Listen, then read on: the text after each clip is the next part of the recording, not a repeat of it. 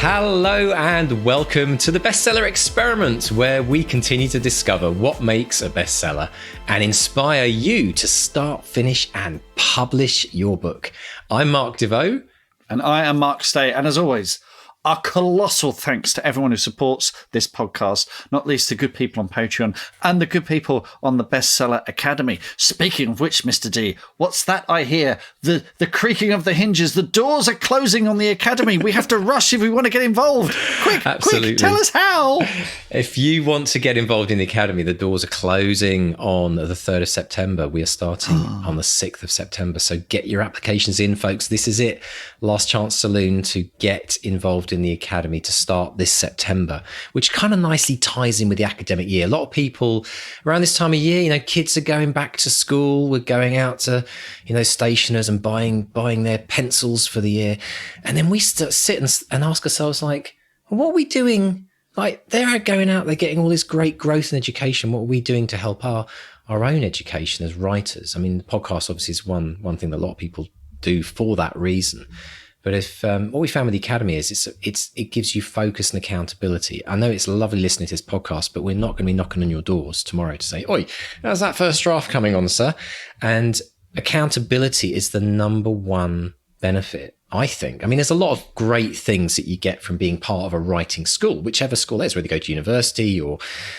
But even thinking back to when we were kids at school and the teacher had said to us, "Okay, we need you to write that essay."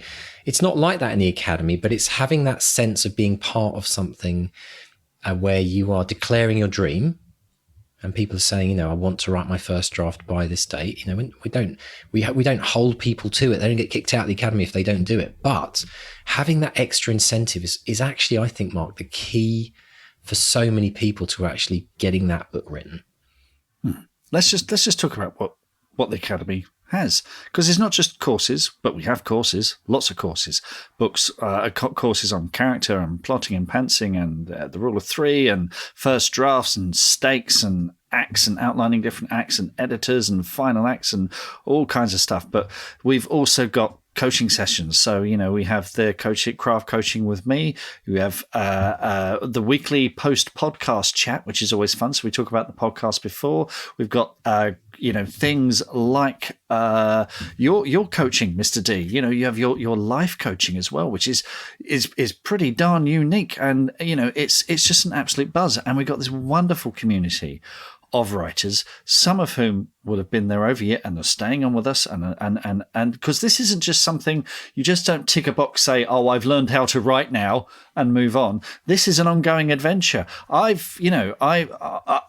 never going to claim I know it all, because you can't know it all. This is about finding your tribe, finding a safe place to write and to share your ideas with people and to share ideas about writing and moving forward. And that's why I love it. Yeah. And actually one of the biggest things that I know people suffer from is that fear of actually putting their work out there to get feedback. And so I think part of the reason why the Academy is so important for that is it's a safe space where you're getting feedback from people who are in exactly the same position from you, but also not on some random Facebook group where there's random people showing up. And the people in the Academy are very like-minded. They're all focused. They all are very supportive, but they all have a dream. They all do want to create something with their writing. And it's that spirit which has really come through for me in the last year. And I know that so many people have benefited from getting feedback on the blurbs for their book, their covers, and putting their entire novel up and getting beta readers from people who have also been studying in the Academy, which means they're also able to kind of give people feedback with a certain level of expertise on certain topics as well over the time they've been there. So it's quite unique in that regard. And it's also that you get, and this is something actually very important if you've not thought about doing this. When you go to one person for feedback, you're getting a very narrow view of that person's individual. Now, if that person's life happens to be, or their likes around books happen to not match what you are writing, you might get kind of feedback that doesn't actually fill you with confidence. But the whole point of getting additional people, you start to get a general sense as to where you're at, like an honest kind of review of your work and the honest areas where you can improve it. Because it's more than one person giving you feedback. So that's been absolutely huge for people. And it's very rare to get that. And if you do want to get it, you usually have to pay like just to get that feedback, megabucks as well. And then if you find a kind of random little Facebook group online, not to diss the groups, I think they're all awesome, but people not necessarily going through it themselves. So there's not that sense of reciprocity where you might be to read for them and they might be to read for you. But the other things that we offer as well, which have been really useful, are writing buddies. And this has been one of those really big kind of experiments we started about a year ago. But to actually get a writing buddy who you check in with, throughout the week to say, oh, I had a bad writing day today, or I'm really struggling, or I wrote 3,000 words this week, or I wrote 200 words today. So important to know that there's somebody there on a regular basis who can like sympathize, empathize with you, be a shoulder to cry on and someone to cheer on as well. It's working brilliantly. So if you want that in your writing life, those are some of the things that the Academy offers. There's too many things to actually talk about really on the podcast, Mark, because we're always introducing new ideas. But it's time, folks. If you want to get involved, come and join me and Mark. You will get to know us. We'll get to chat with us. You'll see us on camera. We'll see you on camera. And it's just the most amazing experience. So pop along to academy.bestsellerexperiment.com. And if you also want to find out more, sign up to the newsletter and you'll get the links via email as well. So, Mr. Stay, it's been quite a week. You've got something really fun and exciting that you talked about last week that's coming up very soon, isn't it? Yes, just a reminder, I'm going to be in conversation with the mighty Joe Abercrombie at Waterstones Piccadilly in that there London, in London swinging London Piccadilly on Friday, 17th of September at 7 p.m. And we're going to be talking about his new book, The Wisdom of Crowds, the final part of his latest trilogy. And I got to say, he's such a good writer. And this just caps it all off absolutely brilliantly. And, Joe, it's going to be a laugh. It's going to be lively. It's going to be, if you're a writer, I mean, we interviewed him very early on for the podcast, a cracking episode that people still quote now. But Joe, again, a writer who doesn't sit on his laurels, isn't just doing the same thing over and over again. I mean, this trilogy has really, it's just gone up a whole level. He's just amazing. So, yes, space is limited.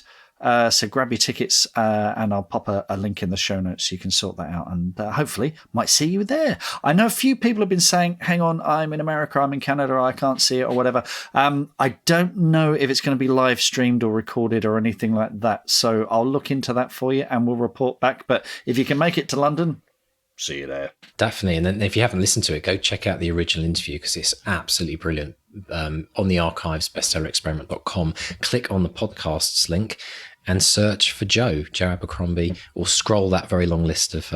I'll stick a link in the show notes. There you go. We make it easy for you. That's brilliant. Yeah. And talking of amazing authors who have also previously been on the show. Oh yes. Have we got a treat for you today? I'm so excited about this, Mark. This is a brilliant interview. Oh my gosh, I don't even know where to begin. So you better start, Mark. Remind us about the brilliant Steve Cavanagh. Steve Cavanagh. We've seen this before.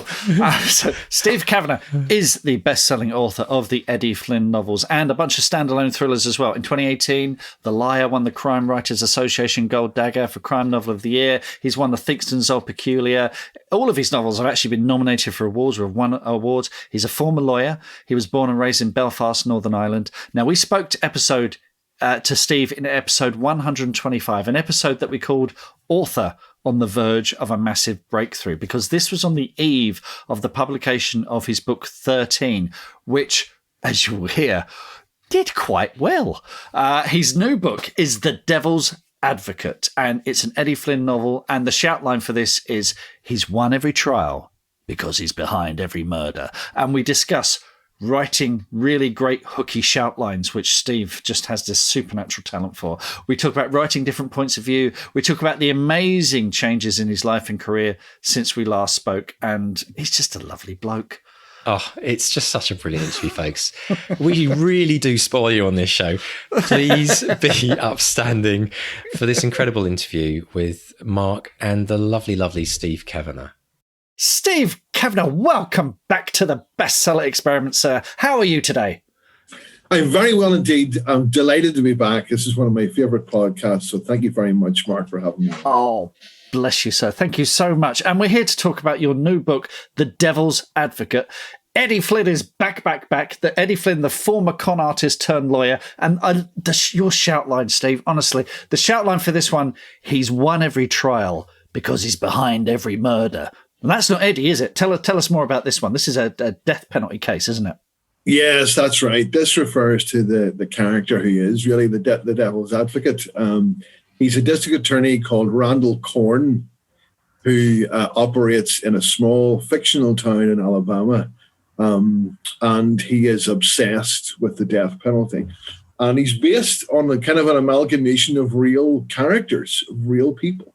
Because there are some district attorneys in America who live and breathe to execute people. Believe it or not, as terrifying and as unbelievable as that may sound, it's absolutely true. So in this one, Eddie is he's out of his comfort zone. He's not in New York. He's gone down south to represent a young man who is on trial literally for his life. And he arrives, and it's an entire hostile town against him. Everyone thinks his client is guilty. And meanwhile, Eddie and his new team are trying to get a grips in the case and defend this man. There are other characters. There's a character called the pastor who is working away behind the scenes with something else much more dangerous and much more evil going on behind the scenes. So it's a lot of good fun, this one. Randall Korn sounds like the villain in a Stephen King novel. The Randall flag. I'm a Stephen King fan like you, so I steal from the best. Absolutely, why the hell not? Oh, superb stuff. Now you've become the master of the twisty turny novel, the master of the classic shout line. I mean, the shout lines on your books. Let's have a look. When we last spoke to you, it was just before the publication of 13, and the shout line for that was, the serial killer isn't on trial, he's on the jury. The liar is, it takes one to catch one. Twisted, never let a murder get in the way of a good story. This is 50-50, a previous book. Two sisters on trial for murder. They accuse each other. Which will you believe? These are so hooky. How can anyone resist? Do these arrive fully formed, Steve, or do you really have to work on these? And if you do, tell us how you do it. Of course. Well, most of the books start with that shout line. The Devil's Advocate didn't. We had to rack our brains to come up with that one, and it took a lot of work for that. But most of them, that's the premise for the book. I'm asking a question, and that's for me when I'm writing the book. But that's how I want to sell the book. Because before I wrote 13, I was, my life changed after that book. And so it's good that I get to come back to talk about all this, because you had me on right before that book. Like, it was literally publication week. I'll never forget it. And I'm still very grateful that you did, Mark. You had to have me on for that. It really helped. But what I decided was, or what I realized was, it wasn't enough, I think, in this day and age, just to write what I thought was a good book. It had to be a book that other people would want to read. This is crazy. What are you talking about? Yes. It's that. I remember something John Grisham said, I only write a book if I know it's a good story and a lot of other people are going to want to read this book. And I had sort of forgotten about the other bit.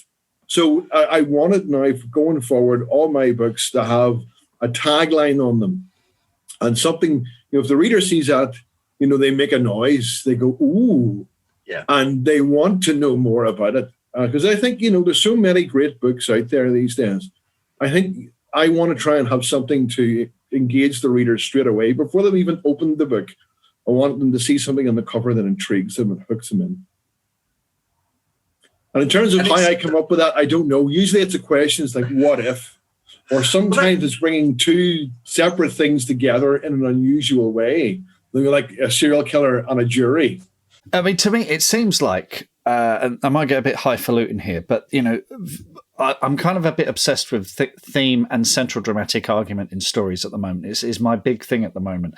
And a lot of these do pose a dilemma. They do pose a big question that the story tackles. And I think perhaps that is the key, to figuring out what the theme is, what your book is actually about, what will challenge your characters throughout the story, and coming up with a good hook. So are you aware of that as you're doing it? Not aware of theme at all when I'm writing. Not at all. There's a brilliant, this is a great writing podcast. There's a brilliant interview with a writer called Tony Gilroy. Tony Gilroy, fantastic. Right, he's an amazing screenwriter, and it is a brilliant conversation. He's on Brian Koppelman's podcast called The Moment. Brian's also a brilliant screenwriter. It's brilliant, yeah. And they're talking about this, and Tony, he says to Tony, how aware are you of theme? And Tony says, I'm not aware of it at all. I'm not shopping for the dream, I'm shopping for the mattress, which I think is a brilliant line, and one I'm stealing from him.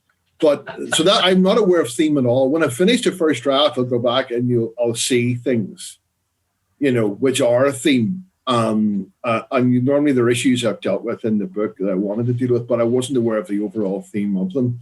And sometimes they tie together. And it was the same for The Devil's Advocate. There's quite a few themes in here about. One of the themes that came up was the confession poem published after the end of the Second World War by a priest about when is it right to stand up for someone and speak for someone, and it's on lots of Holocaust memorials, and it's when they came for the social unionists or social democrats, I said nothing because I'm not a social democrat. When they came for the Jews, I said nothing because I'm not Jewish. When they came for the Catholics, etc., etc., etc. And it finishes with, and when they came for me, there was no one left to speak for me. And that's a theme that goes right throughout the book, but I wasn't conscious or aware of it when I was writing it, really. I was only in the second draft that I specifically referred to that question. When do you stand up? Because the book's told through different points of view, and some characters, obviously like Eddie, they will stand up for someone. And other people, they are more cautious of it. They have a lot to lose. And they're afraid. And we're all afraid of that. And through Eddie fighting for people who he believes in has cost him dearly. So this question it's a difficult one. It's one that's more and more relevant these days, I think. So that was obviously something in my mind, which just went in and peppered the book. But I wasn't entirely aware of it until I'd read the first draft and gone through and then added that went in subsequent drafts to reinforce that theme. Wonderful. Excellent stuff. Do you find now that you're several books into the Eddie Flynn books, are you getting a much better idea of what it is that readers enjoy about Eddie? And is that something that you fold into your writing? Yeah, I think so. I think they like the interaction between Eddie and some of the other characters like Harry Ford. People really like that relationship. And I've introduced new characters into the series now. So Kate Brooks is a lawyer from New Jersey, and she came in 50/50. And there is a character called Block, who first appeared in my standalone novel, Twisted.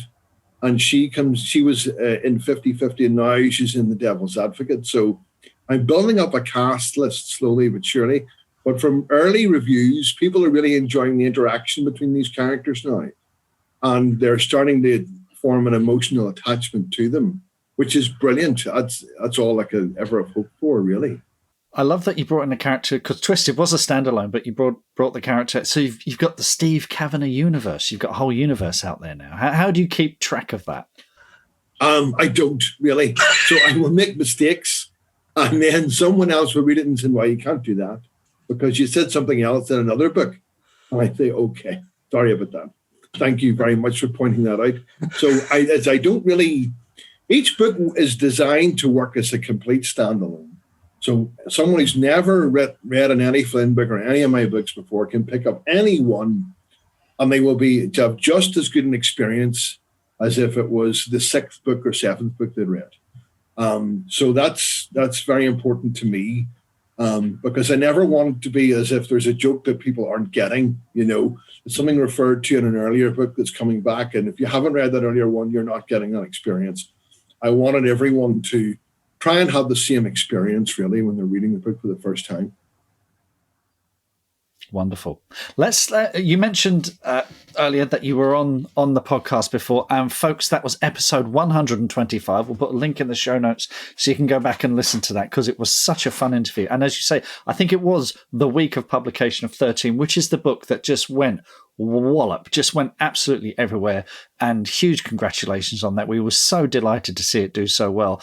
Can we talk about all the things that have changed since then, and the biggest lessons that you've learned since then? At that time, I think the first 3 Eddie Flynn books combined had sold about 10,000 copies. And now, before the next book comes out, before the Devil's Advocate book comes out, we've sold over 1 million copies now. And 13 itself has sold over 300,000 copies. So that's a big change in my life. And so when I spoke to you, I was still a full-time lawyer and writing at night at my kitchen table. And yes, my life has changed immensely since then. So now I'm no longer a lawyer. I was able to go full-time writing because of the success of 13 in particular. And now I don't have a routine at all. Whereas I had a brilliant writing routine, now it's all over the place, especially with COVID. So there's been big changes, and in terms of my writing, I think I'm a better writer than I was before. I try to learn as much as I can for writing a book and try and do something different. So I think I'm a better writer. I'm a more content and happy person. I'm not as tired as I used to be, and I just have a much better quality of life now than I did then. So it's been a huge change for me. Wonderful stuff. I mean, folks, if you're watching this on our YouTube channel, you'll see Steve is in his magnificent office, books everywhere. Quite a change from the kitchen table. Is that giving it that ability to close the door? Stephen King on writing talked about closing the door, having a space where people aren't moving through the house and making tea and coffee and stuff like that. Has that given you bigger space to think, or do you still have the same kind of structural problems that you had before, or character problems that we all face? Well, I still have probably more problems than ever before in terms of that. But because I think it gets harder. The more I write, each book, I think, for me, is more difficult than the last one. That's the way I feel. I don't ever feel this is getting easier. I think this is getting harder for me every time. But closing the door is great. But then, as we know, there'll be a dog barking, or someone will come to the door, and it's your concentration is broken. But it is great to have a space that's just for working, and I love that. And it does focus me when I'm here. Before we moved to this house, and when I had given up work, I was writing in coffee shops. So I would leave the kids to school, and I would go for a couple of hours to a coffee shop or a library. And I would sit there and write. And that was really good. That was really intense, focused time. When I'm in my office, I can kind of be in here in the morning and be here in the afternoon. And there's quite a bit of more procrastination goes on in an office, I think, on my own. But apart from that, it's been great. It's brilliant to have your own space to work. And I really enjoy. I enjoy being at my desk. And I want to be at my desk, which is important for me. I'm interested to talk about this idea that it gets harder, because I can totally relate to that, because every time you start and I'm starting something new this week, and I'm at the bottom of the mountain and I'm starting to push that boulder again, and you start thinking, bloody hell, surely this gets easier at some point. But it really doesn't. I think it's that thing of, if you gain a little knowledge about something, you realize how ignorant you are about the whole subject as a whole. Does that ring true? Completely. And it's especially difficult for me the way I write. The beginning of a book is very difficult because I don't plan anything out at all. I have a rough idea, and let's go and see what happens. And I spin my wheels very badly for the first like 20,000 words. Right. I will write, like 10,000 words, stop, go back and rewrite all of that again at 20,000 words. And I'm trying to get myself a solid base so I know this is a book that could be completed. I have a solid base here. I don't need to worry about this. I've established everything I need to do. And act one, if you like, is kind of okay. That's not a disaster. And that gives me then the opportunity to go and fail and get something else wrong in the second act. So I have the real anxiety the first 20,000 words, and I really go over that and hone it and edit it quite heavily, which means I'm not making any progress. I'm still working on the one thing, but that's the way it's been for all of my books, really. And I'm recognized that at the start of my process. But every time I think, oh God, I should just go on, stop going over and re-editing this, just keep going. But every time I find myself doing the same thing. In some ways, that's both reassuring and terrifying. It never gets any better. I remember when we last spoke as well, you were very, you were a great proponent of this idea of being part of a writers' community, particularly the crime writers' community. And do you find solace, when you hit these walls, do you find solace in the community? Do you find that sharing these problems really, really helps you sort of break through them? It doesn't really. I have to say, I've never really talked too much about my writing. I always keep it very private because I'm very private about what I'm doing. So I never really, that's not something I ever do. But I do find solace in listening to other writers. For example, John Connolly, I know he's been on your show, and John has always wanted to throw out his first 20,000 words of every new book. Yeah. And has to physically resist himself from doing so and keep going. So to know that I'm in the same boat as someone of the caliber of John Connolly, there's solace in that. But I never really talk about my work with other writers when I'm writing it. I just never did that for me. Okay. But it's just a private thing. I don't know why. I think maybe it's if I tell someone about it, then it's not special anymore. I like having something good that I can really polish and go, there you go, look at that beautiful thing. Yeah. Whereas when it's still, covered in mud and it looks a bit weird, that's not the time to be talking about it to anybody. You wait till it's in good shape before you do that. I appreciate that. There's also something about if you start pitching something before it's ready, then you start seeing the faults in it. You start doubting yourself, the project, the whole thing crumbles around your ears. So I do kind of understand where you're coming from with that. I would like to talk to you about one particular craft thing, because in your previous novel, 50/50, you have 3 point of view characters. You've got Eddie and Kate and someone just known as She. And She is the murderer. So we're in the head of the murderer, and they never identify themselves, so you're kept guessing. Was that fun, or was that a complete nightmare? I'm just fascinated to know how you work with POV in that case. It was both. Because that She is one of the sisters in the book, and it's clear it's one of those 2 sisters, but you don't know which one it is. Yeah.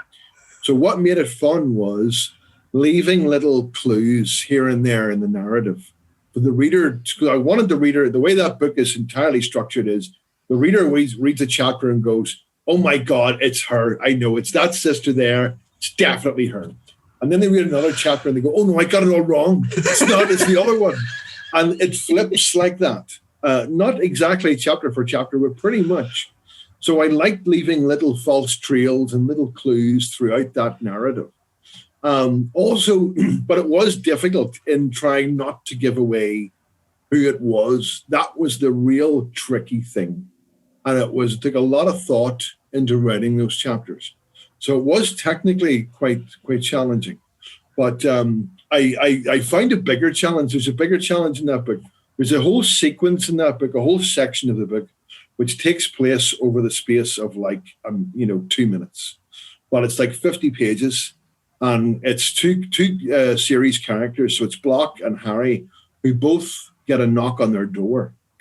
And it's told through Harry's perspective and Block's perspective and the she perspective, because it's the she who's knocking on the door who's going to kill one of them. And that whole section took weeks to really get right, because it's a little bit of a play on the, there's a sequence in Silence of the Lambs where there's a point of view switch with the door opening. It's in the book, it's in the movie, it's brilliantly well done. And I thought, can I take that, do it completely differently, but expand it hugely? And that's what I tried to do with that. So again, that gave me the idea for it, but I'm doing it completely differently, and it's a much longer section.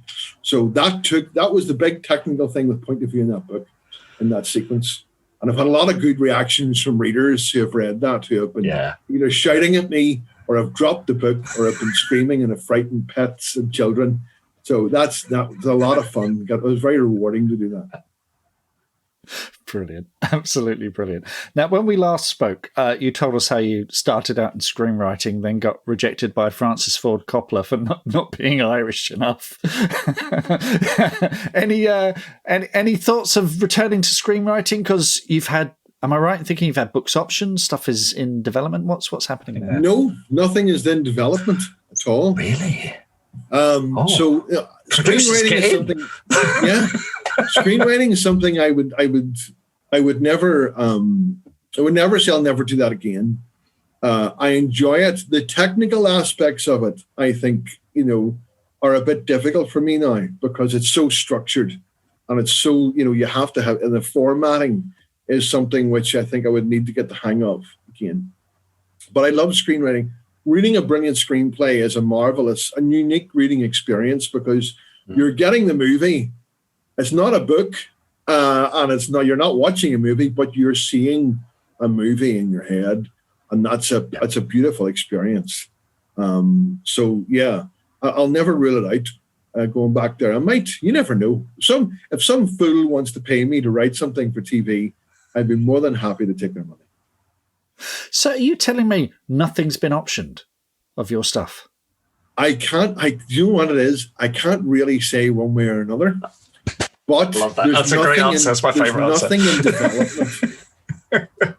Put it like that. I know there's probably about 10 different things you could take from that, but unfortunately, that's all I'm allowed to say. That's fine. That's good enough for me. That's good enough for me, Steve. Wonderful. So, what's next? What's coming next from you? Is there more Eddie Flynn? Will there be more standalones? Are you mixing it up like that, or?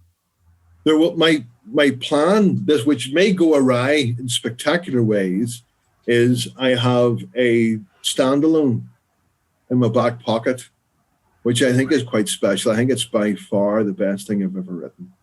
And I have another Eddie Flynn in the works now. So I don't know what's going to happen with either of them, but I'm quite proud of that standalone. I think it's something. If I was hit by a bus and that book was published, I think that might be the one that people remember me for. Put it like that. So I'm quite proud of it. And there's more Eddie Flynn in the works as well, which I love. And I have big plans for Eddie Flynn in the future. There's going to be a lot more Eddie Flynn books. And I can see a couple of books ahead now with Eddie, and expanding that cast of characters even further. I have a character in mind to bring in to the series now, who I think is very special, maybe just as special as Eddie. So I'm really looking forward to doing that. Oh, this is all. Don't get hit by a bus. Look both ways before crossing the road, because we want to be. These books are such treats. They're such wonderful, thrill, page-turning wonders, and it's been such a joy seeing since 13, just seeing everything explode around you. It's just fantastic, Steve. It couldn't have happened to a nicer guy. So, thank you so much for coming back on, and let's do it again in a couple of 100 episodes. Yeah, of course. Anytime you want me to get, when I come back on now and I've lost everything, the books will be a total failure. I'll be broadcasting from a hostel somewhere. But that's wood. That's definitely. Thank you, Steve. Speaks again soon. Bye-bye. Real pleasure. What are your writing dreams? Finishing that book, quitting the day job, becoming a best-selling author? Well, over 4 years, we've studied the advice of over 300 best-selling authors who've collectively sold over 500 million books. And we are excited to announce the Bestseller Academy. If you're ready to take your writing to the next level with accountability, craft, and coaching, your bestseller dreams are now only a click away. To find out more and apply, visit bestsellerexperiment.com/academy. That's bestsellerexperiment.com/academy. Do you know, they say that you got to work hard at your craft to be a successful author. But it also helps being a really lovely person, doesn't it? Hey? It must help you in life a bit. I just love that interview, Mark. Absolutely inspiring, brilliant, wonderful. And just some of the nuggets that Steve had to hear his story, to have, and that's what I love about the podcast, to document the, before and after of what happened. Absolutely wonderful. Yeah, it's great. And the good news is, since we recorded that, because we recorded that pre-publication, his book, The Devil's Advocate, has been in the UK top 10 for 2 weeks at the time of recording. Wow. That's the Sunday Times bestseller list, isn't it? Which is like the absolutely. one. For anyone in the US, Canada, you're all very familiar with the New York Times bestseller list. Well, if you want to add to your list of milestones, and get a bestseller in the UK, I think the Sunday Times bestseller list, is that the kind of like most revered, would you say? Or yeah, well, they take Nielsen sales figures, so it's based on actual sales through the till. It's the badge everyone wants, as well as Amazon, New York Times, etc. So, but yeah, let's dive in. There's so much to cover here. I mean, absolutely blown away by the shout lines, or as Steve called them, the taglines. I mean, it's quite magical that in less than 10 words, you can hook someone in so incredibly well. And yet we spend all of this time writing the other 80,000 plus words sometimes. And yet it's sometimes the most important words are those first 10 words, which are on the front of the book or on the press release or read out on a podcast, which make people think, oh, I'm gonna read that book. Yeah, and it's interesting, Steve said very often for him, that's one of the first things. It didn't come with Devil's Advocate, but for a lot of his other books, that's the first thing that comes along. And not everyone can do that. That is a real special talent. Funnily enough, we had a session on the Academy where we were looking at people's one-liners and blurbs. And as a group, we were sort of peer reviewing them and suggesting, improvements and what worked and what different. It's really hard, really, really hard. And Steve has this great knack for it. But I think this is because Steve said he had this great revelation where he said, you know what, I'm going to write books that people want to read. Which is, I love that. I know it sounds kind of flippant, but you remember a few weeks ago, I kept banging on about the writer's commitment to the reader, and he wants to give them a good time and deliver on the promise of the premise. He wants to engage the reader straight away.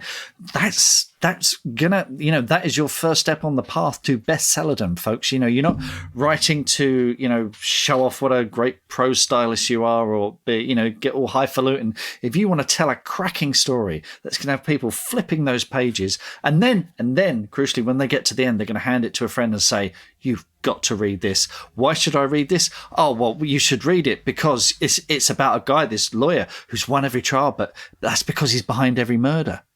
You're doing the work for them. You're giving them that shout line that they pass on. It's absolutely brilliant. And I think, playwrights know this. Playwrights know this because when they're writing their play, they know that they're going to be peering out to the audience and seeing how many of them are on the edge of the seats, or worse, how many of them have fallen asleep. And as authors, we forget, right? Well, we've been there. We both, we've sat in those seats in the plays as well. I mean, everyone's seen a cracking play, and everyone's ever nap as well in one of them. But I think the interesting thing is that a playwright knows that there will be real people sitting in a room watching what they've created. We kind of know as writers or authors, although we kind of forget this sometimes, that there are actual real people that are going to be reading our book. And it's so important to make that connection and realize that there are human beings that are going to be, demanding that you keep their attention, that you make your endings of each of your chapters page turners, that you have written a great story that keeps them on the hook. And the fact that Steve starts with that incredible premise, or that idea of the what if, as he calls it, is such a brilliant way to. So I would say, actually writing the final book hook, as we call it in the academy, and we've got a whole course on how to write book hooks in the academy. But writing that final version that goes on the book is a really hard thing to do. But writing anything, no matter how bad it is or how much it needs to be improved, that gets you writing from that place to start with is huge. And weirdly enough, I've been working on I've been plotting in quite a lot of depth a novel that I'm working on at the moment. And this is news. I know, Here we it's go. new. Well, it's been going on for a while. I haven't talked about it. But you know what I did? Immediately after that Steve interview, I got my bullet journal out, and I have a page here called Book Hooks. Because I thought, I haven't actually, I've played with it, but I haven't actually specifically said, right, what is that? Because hearing Steve's, all of his, you're just like, oh, that's so good. That is so good. And it's like, how can I write something even approaching anywhere near, even remotely, edge of the shore, wherever, but just gets that down, because I felt I'm right in that place at the moment where I need to define that hook, because it's so important. It is your elevator pitch in many ways, isn't it, to anyone you talk about your book with. But Steve is the past master. And is it any coincidence is that he's now sold 1 million books? I don't think so. Well, let's just review that little statistic. The first 3 books combined sold 10,000 copies, which, by the way, not bad. That's probably above average for a lot of books, a lot of authors. A lot of authors would be very happy with that. 3 books into their career. Yeah. That's not. You're probably earning, and that's UK sales. So you're probably earning your advance back. That's all very good.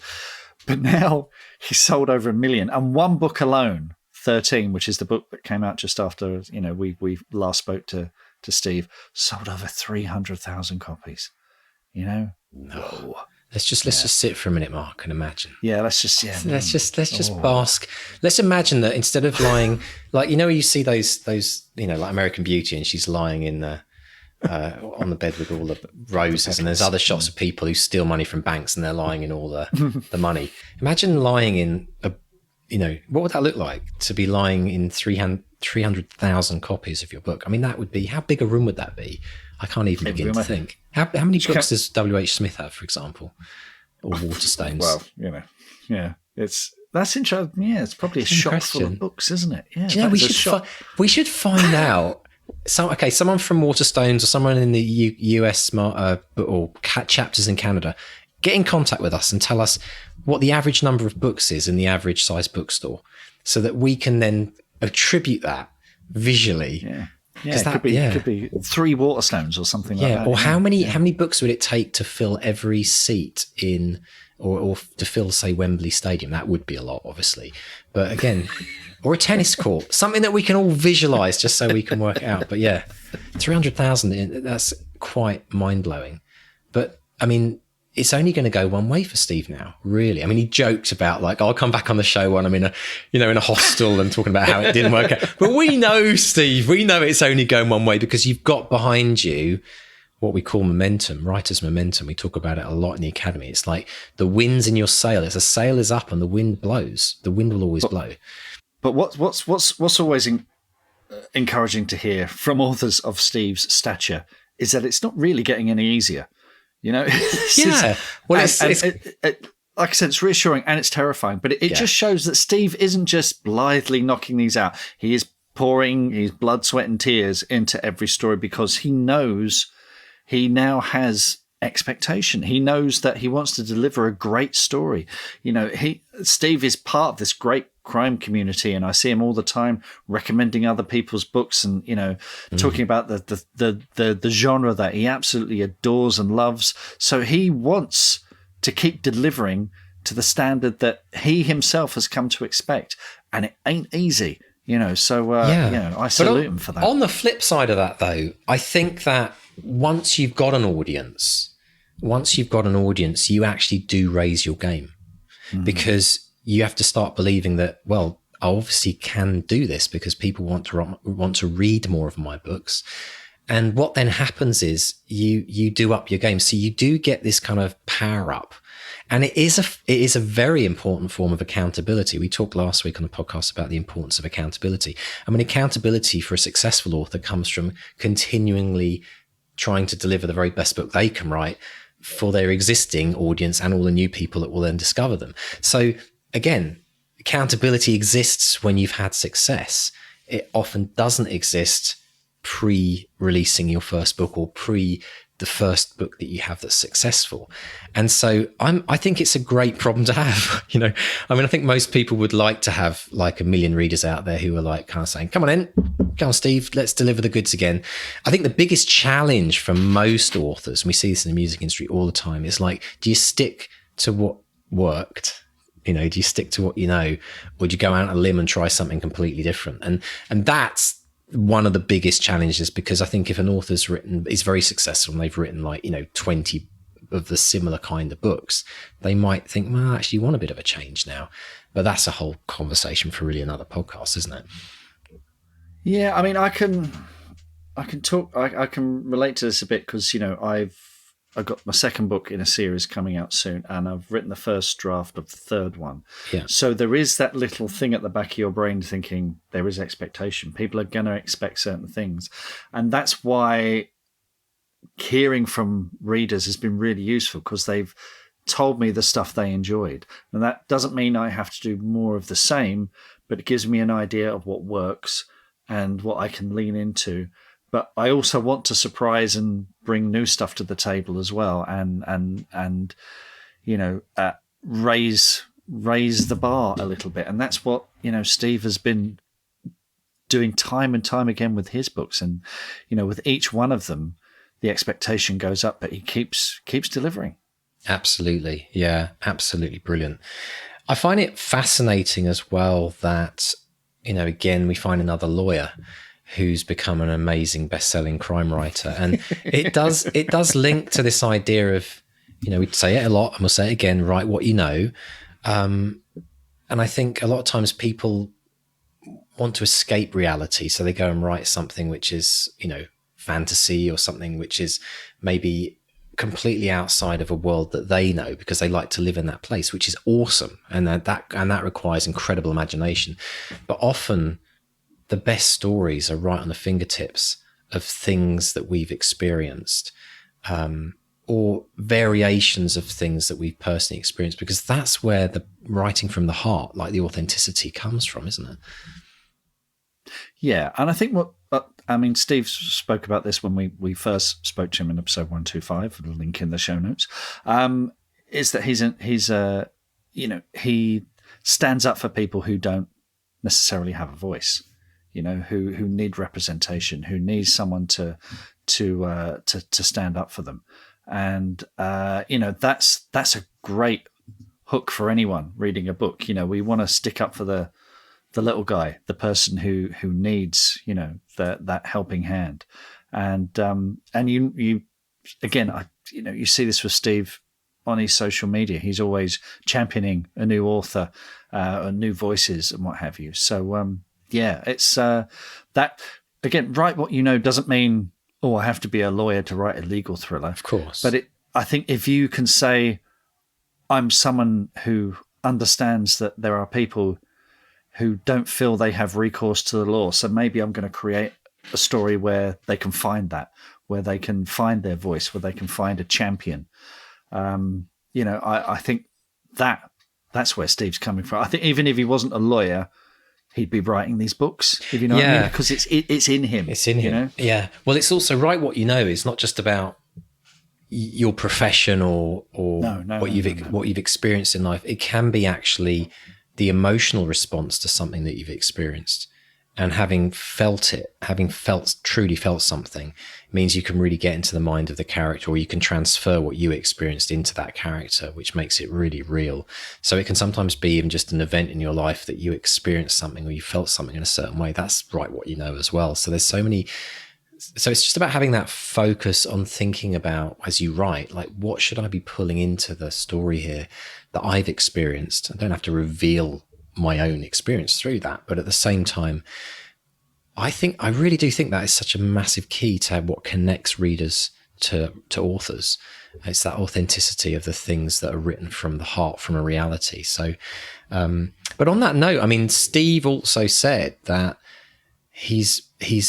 it's very rare that he can kind of, if ever, write the book completely. And he always kind of said he spins his wheels. That first part of his novel, the first 20K, he said, he gets anxious about it, has to go back and rewrite the first 10,000 words.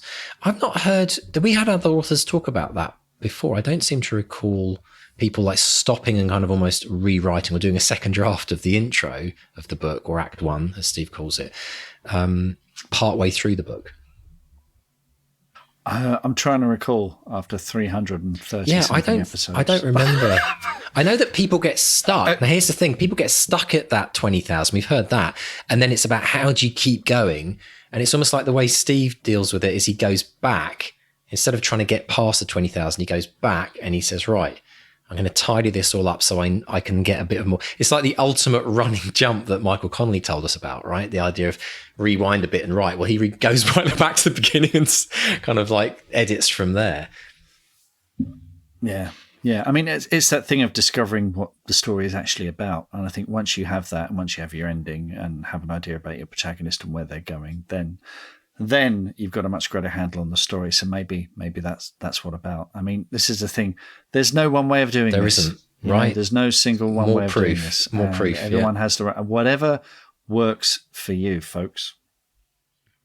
But at the same time, I think rewriting those 20,000 words, those are the most important 20,000 words, because you could have the best 20,000 words at the end of the book, but if the first 20,000 don't get people to the end of the book, then those are kind of lost words. So I guess in some ways having those 20,000 words up front written, I mean, we know that they should all be as good as they can, but particularly first line, first page, first chapter, first act.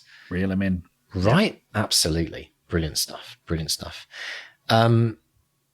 So to all those novelists out there that think it gets easier as you start writing, so it's a slightly depressing thought, but actually it's not that it gets maybe harder, but the difference between that is it just maybe doesn't get as easy as people think it gets. I think that's the most important thing to remember. No, but what you have, having been through it a few times, you start telling yourself, okay, I can do this. Yeah. This is problem solving. This is all this is. I've done this before. I mean, there are occasions, and I saw an author on Twitter just this week who said, and they'd had a terrible year, terrible lockdown, tragedy in the family kind of thing. And they delivered a book and they kind of knew in their hearts it wasn't up to the usual standards. And so they've put the book to one side, and their agent and publisher has been, okay, look, we understand you've had a terrible time. Let's put this to one side. You can work on something new. So that does happen. That's when real life comes and, whacks you over the head. But I think if you're in your prime, as Steve is, you can look at these and go, okay, I've been here before. I've overcome these problems before. This is about problem solving. I've now got the experience and the tools to sort of step back and fix this. Yeah. I think what Steve is really saying is the writing doesn't get easier. Writing a cracking story doesn't magically get easier. But what does get easier is you get more confidence, you get more self-esteem, you believe in yourself, you've got an audience that you can write to, so you've got accountability. I mean, that is hard, but it's good. It makes it easier to write because you've got people out there waiting for something.